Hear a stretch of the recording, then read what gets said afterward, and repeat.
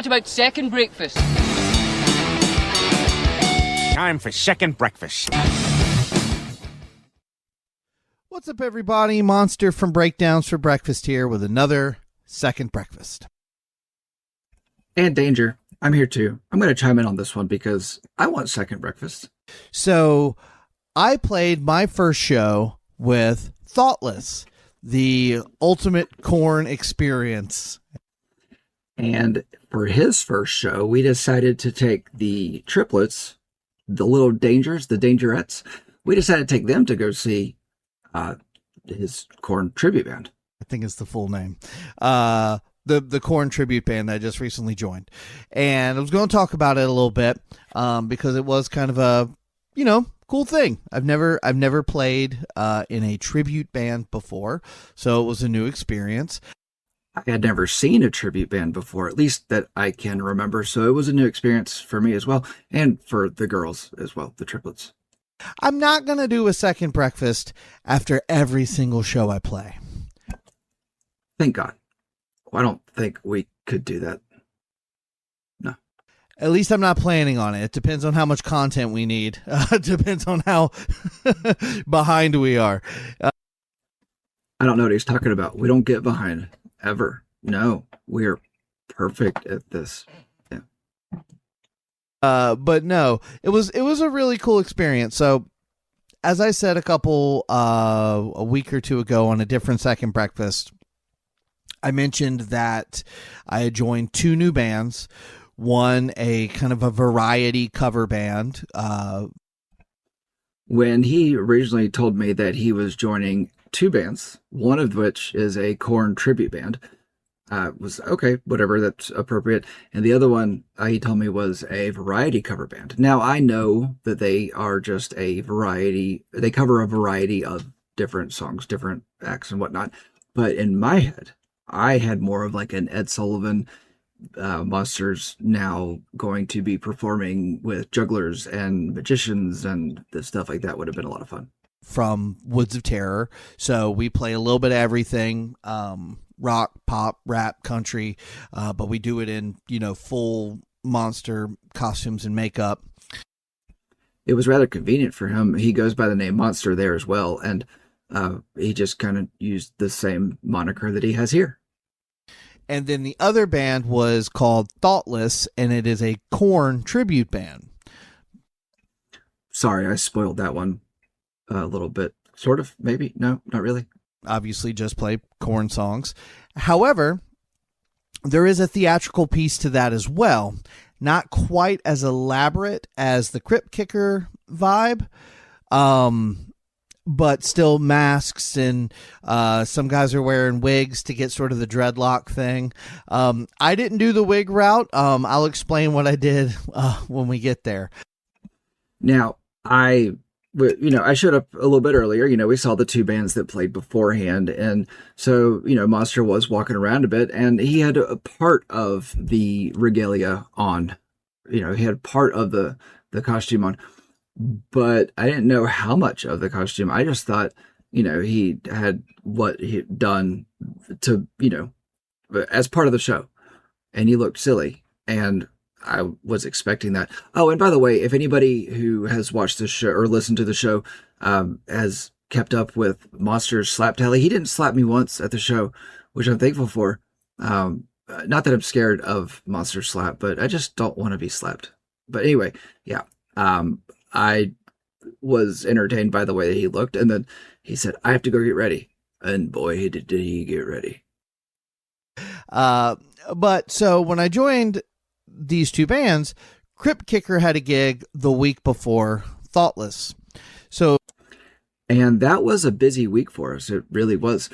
I came back from vacation from the beach, and which I think if you'd listened to, I forget what episode it was. That was our first episode back from recording, or back from the beach after we recorded it. And I said it was parenting with sand, and that's pretty much what beach vacations are. And that's fine. But yeah, I came back from a week off and didn't do anything with the podcast on purpose. And I was exhausted. And then, come to find out, Monster has joined two bands. And he had a lot of songs to listen to or to learn, as you'll learn here. It was like, okay, I have to essentially learn 30 to 35 songs for Kicker, and then another like 15, 16, 17 songs for Thoughtless. It was a lot to cram in my brain. Thankfully, these were all songs I've heard before, just not necessarily songs that I had played a lot.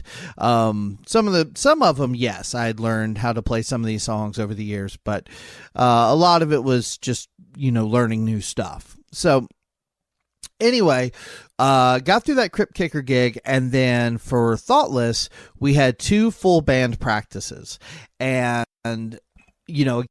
Again, busy week. Again, I did a lot of homework. I did a lot of practicing on my own, and so the other guitar player in now, mind you, that is homework for the bands on top of listening to this album, or the album that we were doing at the time. I don't remember which one it was, but I tried to tell him, I did tell him, I tried to, kind of sympathize with him a little bit if that he was having to learn all these songs, and then he was having to just learn the ins and outs of the album like we do. And I think he ended up doing a pretty good job with our album. Actually, I assume he did good with Crypt Kicker, and he did good for the Corn Show. I don't have any negative things to say about him for the Corn Show. Surprise, surprise. Thoughtless. I can't say enough nice things about him, because he really, really helped me. He knew that I was kind of crunching, trying to get everything in my brain for 2 different bands and 2 different styles of playing. One's on 6-string guitars, one's on 7-string guitars. It was just a lot to try to get in my head all at once. And he was super supportive and super helpful. He basically... It's a lot of strings. Learned both parts on almost all the Korn songs, and was basically like, what part do you feel comfortable playing? I will play the other part. And we really were able to, mesh well in practice. And I don't mind taking feedback, if you're telling me, hey, that sounds good, but try it like this, or, whatever. I'm pretty open to that sort of thing.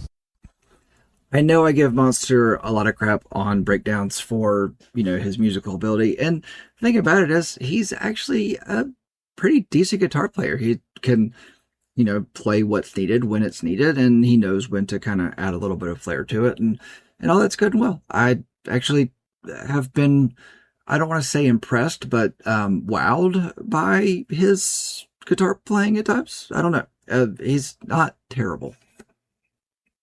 So me and him get along very well, I think. And so anyway, we have our 2 practices. The first one was definitely a little rough. The second one went pretty smooth. We brought the bulk of our costumes and sort of did a sort of dress rehearsal. Based off of what I saw, I don't know what the bulk of the costume would be, but I assume, I don't really know what I would assume there. I don't know. The bulk. Did they all dress up as the bulk? I don't know. Anyway. To get familiar with that. And so then that was a Thursday night, and then the gig was on Saturday of the, as of time of recording this, just a couple days ago. Today is Wednesday. It was this past Saturday. I don't know what day it is anymore.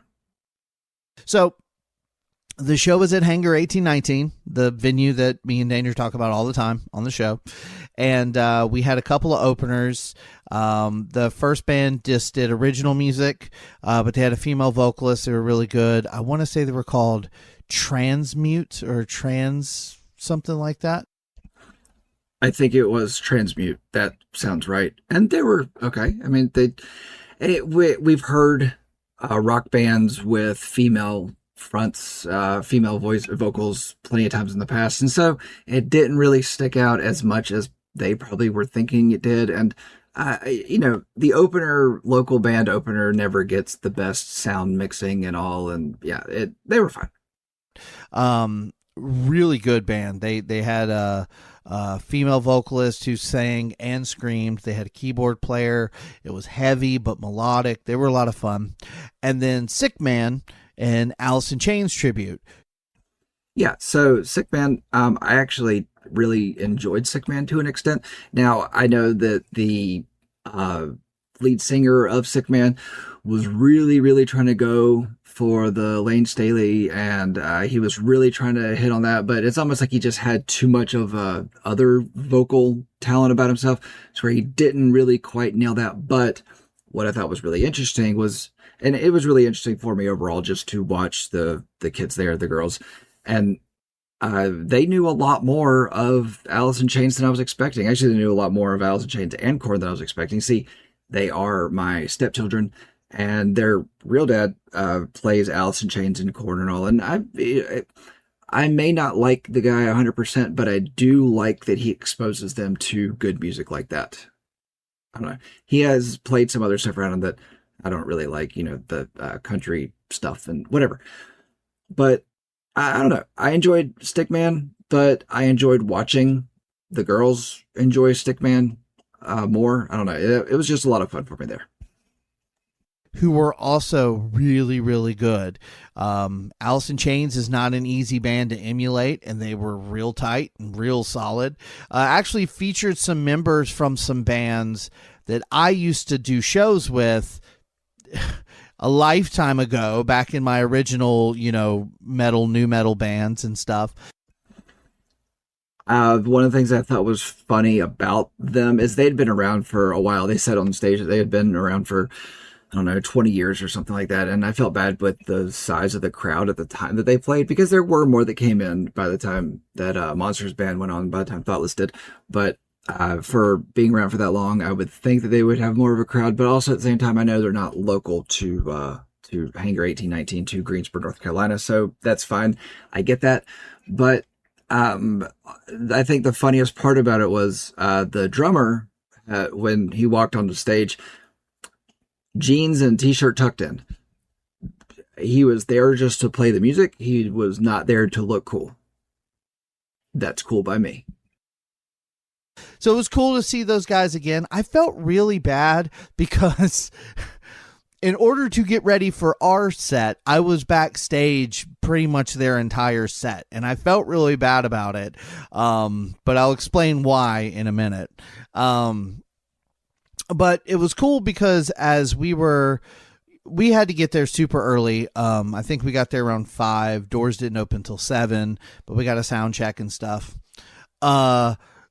But a lot of my family came, which was very cool. My brother and his wife came. Now, I give his brother and his wife shit because his wife is the one that requested Kings of Leon, which is our lowest rated album on Breakdowns. And every time I see her, I give her shit about it, even though super sweet, super nice lady. And his brother, Brian, also really nice. Don't have a problem with him. Don't really have an issue with either one of them. But, his brother, Brian, was the one who suggested we do Metallica's Ride the Lightning. And I don't know. I think that was more of an eye-opener for me because, I always said that I liked everything up to about halfway through Reload. And that showed me that that's not always been necessarily true, because I didn't love that album, as anybody that listens to that episode knows. My dad was there, and it was cool to see his dad again. I hadn't seen his dad in a long time. Danger and Mrs. Danger, and they brought the triplets. It was awesome. Apparently, it was the triplets' first live music experience. I've already said that. Why'd you say that again? Jeez. I want to say they are, oh gosh, they told me, I think 10? Yes, 10. Their birthday's in October. Years old. Danger, please correct me if I'm wrong, but I believe they're 10.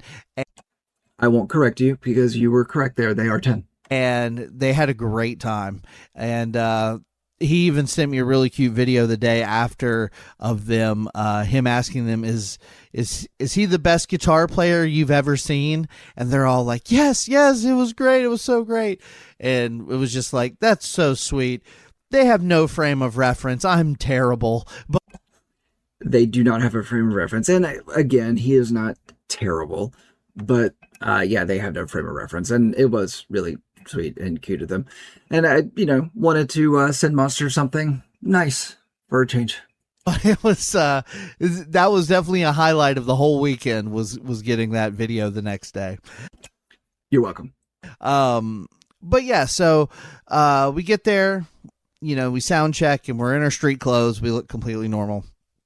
However, I mentioned earlier some of the guys were rocking like dreadlock wigs to, that's Korn. So I didn't want to wear a wig, and I, didn't know what exactly to do. So, which I would doubt that the wig would stay on.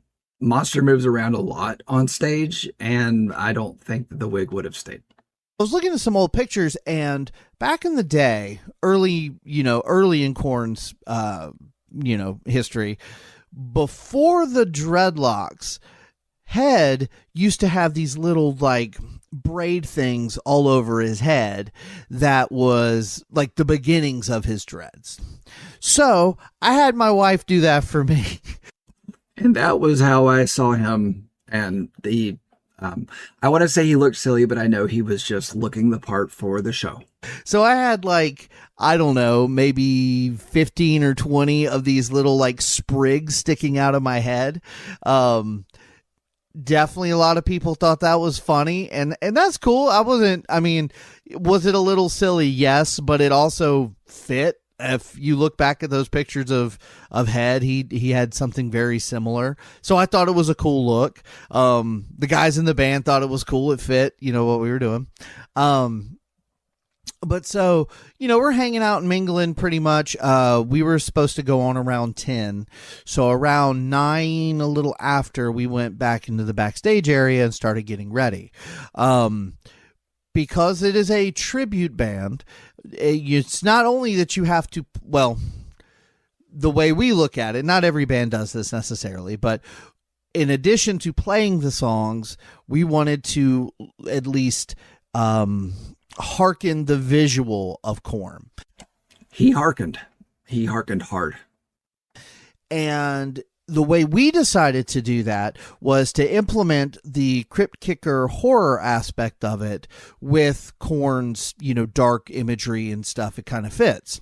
So like, for example, we're all wearing Adidas, some form of Adidas tracksuit, or we're all wearing Adidas shoes. We're all decked out in Adidas stuff.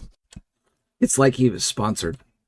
But like our lead vocalist, he actually basically painted his body black and wore this mask that covers like the top part of his face, and it's kind of zombie-esque, and it has dreads attached to it.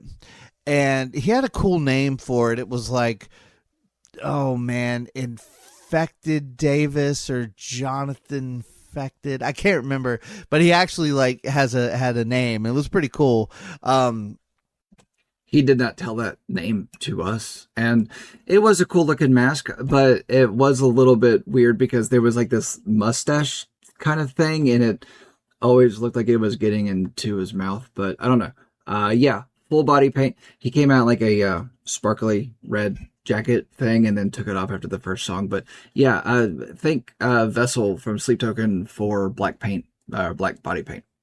Our drummer wore a bunny mask, very, very similar to the rabbit iconography on See You on the Other Side.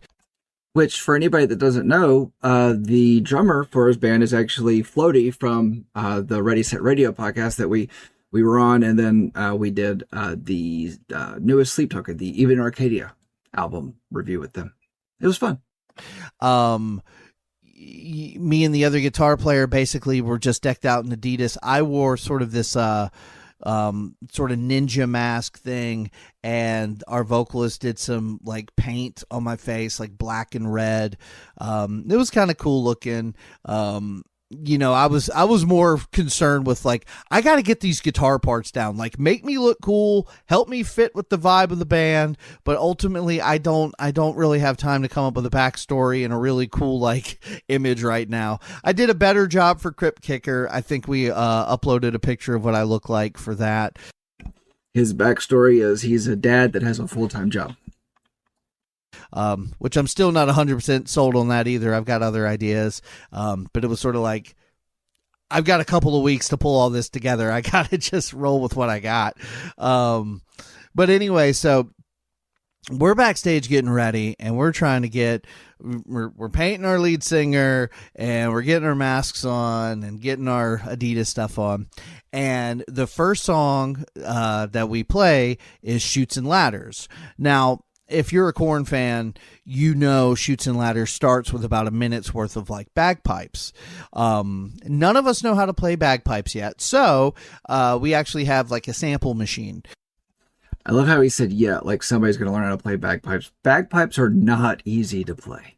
And so we hit play on the sample, and it starts playing, and we kind of use that as our intro. We're all backstage. It's playing the intro to Chutes and Ladders, and we come walking out, and it was pretty cool. It was a decent turnout. It wasn't packed, but enough people to make you feel like you're doing something right. He was doing something, and some people would think it was right. I don't know. I say that just because I'm not a new metal fan. I don't know. Again, for the kids. It was fun. But I thought that was a really cool way to start the show to get people really hype. I honestly don't remember the entire set list in order off the top of my head. But one of the things that I really dig about the set that we have, and obviously it was our first gig, we're still learning more songs, is it's a good mix. It's all the hits. Like if you go to Spotify right now and look up Korn, those first 10, 12 songs, they're most played, we play all of those. Even as a person doesn't listen to a lot of new metal, the most new metal I do listen to is actually what Monster makes me listen to on the show, which is fine. It's fine. But even I recognized pretty much all of the songs. I think there was like one or two that I didn't. But yeah, they played a good amount of songs too. So yeah. But it's a nice mix of, yes, we do Blind and Clown and Chutes and Ladders off the first record, but then we also do Twisted Transistor and Coming Undone and Y'all Want a Single, which are all like newer era Korn. Nothing off like the most newest couple records. Not to say that we won't, it's just we haven't put that in yet. But real good crowd response. Everybody knew pretty much every word, which is good if you're coming to a Korn tribute band. The girls actually knew a lot more of the words than I was expecting, which was fun to watch. I'm assuming you are pretty familiar with most of Korn's material. When we got done, we had a really good time taking pictures with people. We signed a couple T-shirts and stuff. We had left at that point. The girls were complaining about being tired and their legs hurting, which was expected because, 10-year-olds want a place to sit down as well. And, everybody who goes to shows knows that it's a concrete floor you're standing on all that time for an extended period of time. Was Blind, which... my first thing was, would it be too cliche to start with Blind? Because I know they used to do that a lot. And my idea was to have the drummer on stage doing the cymbal and we all kind of walk out gradually. But instead, it was cooler because we got to do it with Chutes and Ladders and the drummer could kind of come out too, make a bit of an entrance that way. But yeah, so we played probably about an hour, give or take. And we had a really good time. Was it perfect? No, absolutely not. I'm not going to speak for the other guys. I just know there was a lot of stuff that I was a little goofy on. Nobody noticed. But the nice thing is with Korn, especially the guitars, if me and the other guy are a little bit off and it has a little extra sloppy dissonance to it, it's Korn. I mean, it's Korn. Okay, I'm not going to do that. Korn, big lump of knobs, big log with, it's got the juice.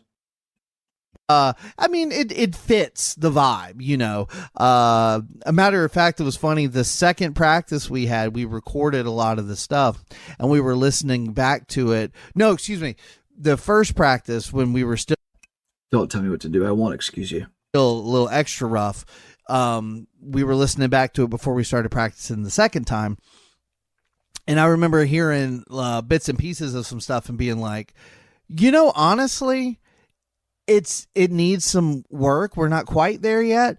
But if you would have told me that this was some like bootleg audience recording from some Korn show in like 99, I might believe you. Yeah.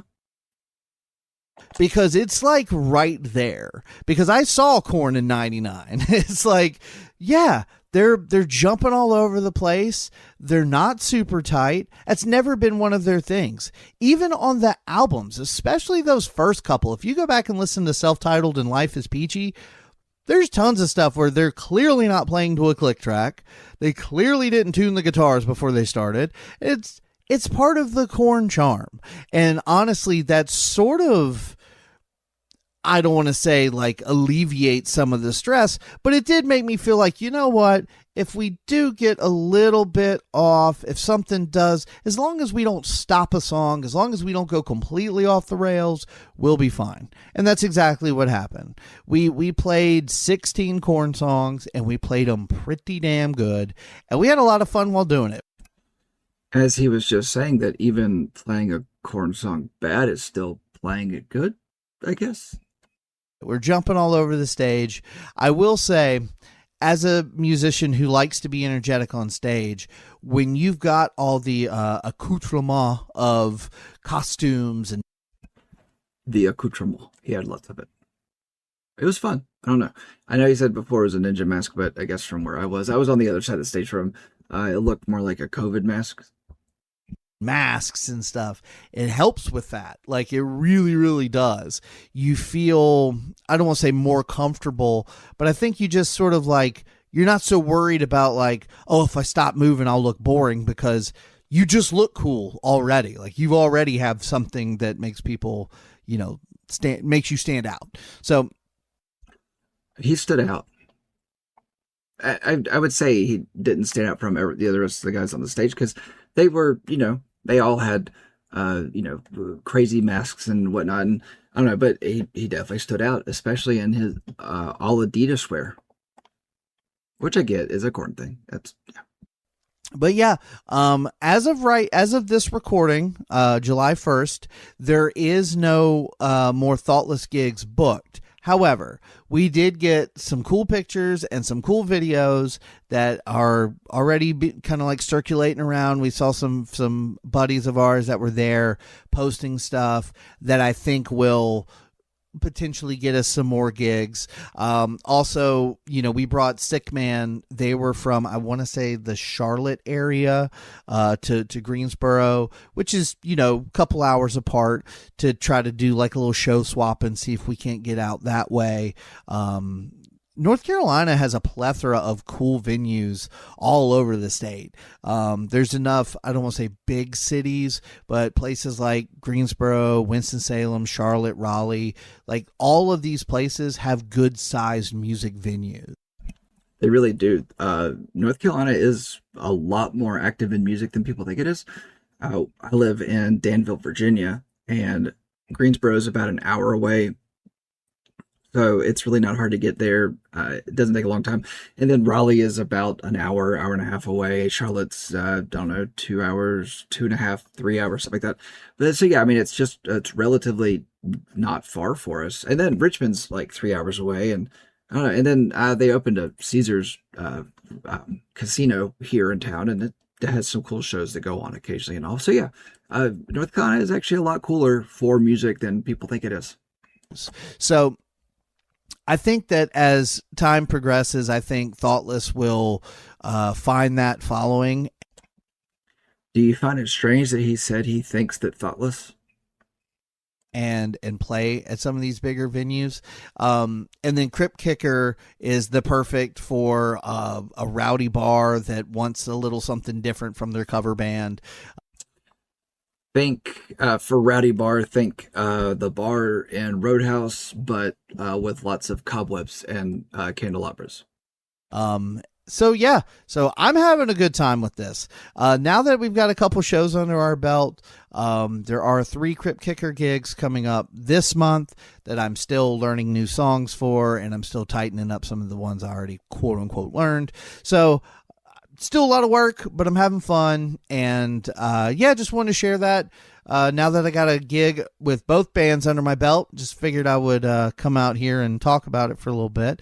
And yeah, I'm going to try to post some pictures and videos whenever this episode goes up, so you can check it out. And yeah, I hope you have a great day.